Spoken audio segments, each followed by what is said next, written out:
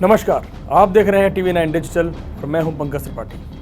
उत्तर प्रदेश का सियासी मौसम आजकल काफ़ी गर्माया हुआ है। करणी सेना और समाजवादी पार्टी के बीच एक टसल चल रही है, सड़क पर भी, बड़े नेताओं के बयानों में भी, सांसदों के बीच भी। ख़ास तौर से इस पूरी लड़ाई को अखिलेश यादव ने पीडीए वर्सेस अगले की लड़ाई बनाने की ये कोशिश हो रही है।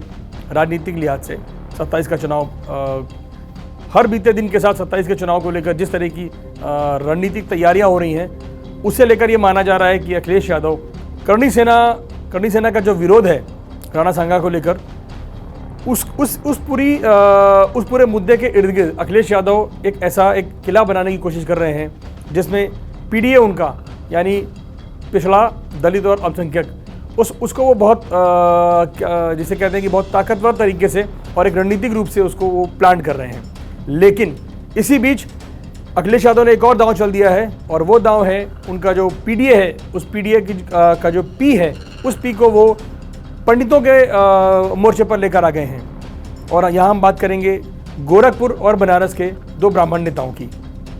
आपको याद होगा अभी कुछ दिनों पहले हरिशंकर तिवारी जो गोरखपुर के बाहुबली नेता रहे हैं, उनके बेटे विनय शंकर तिवारी के खिलाफ ईडी का छापा पड़ा। तिवारी का हाथा में ईडी की टीम पहुंची और 5-6 घंटे की जांच के बाद उसके बाद कई कागजात जब्त हुए, और उसके बाद अल्टीमेटली विनय शंकर तिवारी और उनके एक साथी गिरफ्तार हुए, उन्हें जेल भेजा गया।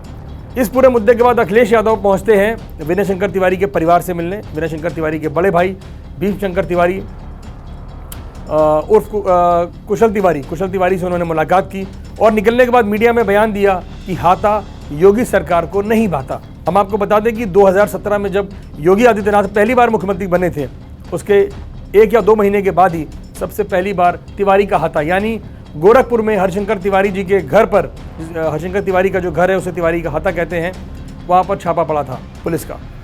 2017 से लेकर 2025 तक 4 से 5 बड़ी कार्रवाई हो चुकी हैं। पुलिस, सीबीआई और ईडी वहाँ छापे लगातार मार चुकी हैं। हालांकि हरिशंकर तिवारी और गोरखपुर मठ, इन दोनों के बीच जो राजनीतिक वर्चस्व की लड़ाई थी, उसके बारे में सभी लोग जानते हैं। लेकिन ये जो छापा पड़ा है, इसके बाद अखिलेश इसे ब्राह्मण वर्सेस ठाकुर की लड़ाई के रूप में पेश कर रहे हैं। ऐसी उनकी कोशिश है, उनके बयानों से ऐसा नज़र आता है। जाहिर सी बात है, जो पुरानी चीज़ें हो चुकी हैं वो एक बार फिर से उस पर वो पर्दा हटाकर ये एक समाज में एक मैसेज देना चाहते हैं कि योगी सरकार ब्राह्मणों के खिलाफ एक्शन ले रही है। इसी कड़ी में दूसरे एक ब्राह्मण नेता हैं बनारस के हरीश मिश्रा। बनारस वाले मिश्रा जी के नाम से मशहूर हैं, पहले कांग्रेस में थे।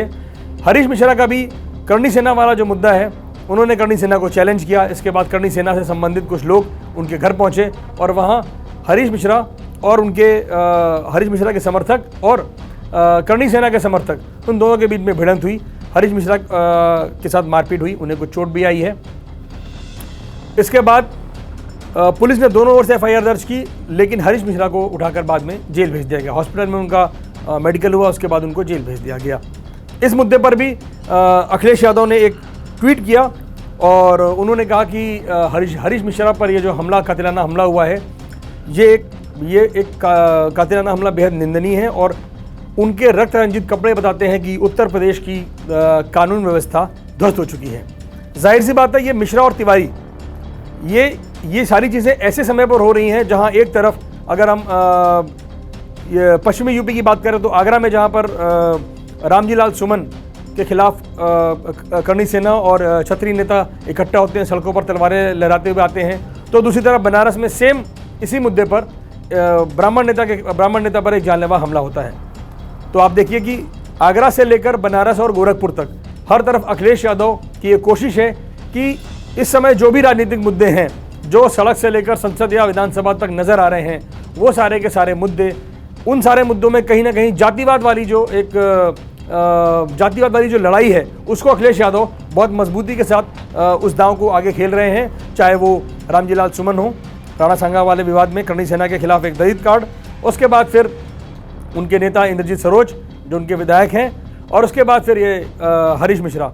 तो जाहिर सी बात है, अखिलेश यादव इस पूरे मामले पर, करणी सेना वाले मुद्दे पर अब वो खुद चाह रहे हैं। शुरू में ऐसा लग रहा था कि अखिलेश यादव के नेता ने और अखिलेश यादव इस मामले पर गलती कर रहे हैं और हो सकता है कि लोगों के बीच में नाराजगी हो, लेकिन उन्होंने इस पूरे मुद्दे को एक अलग तरीके का रंग दे दिया और दलित से लेकर ब्राह्मण कार्ड तक अखिलेश के हाथ में जो जो कार्ड आ रहा है वो उस कार्ड को आगे बढ़ाते जा रहे हैं।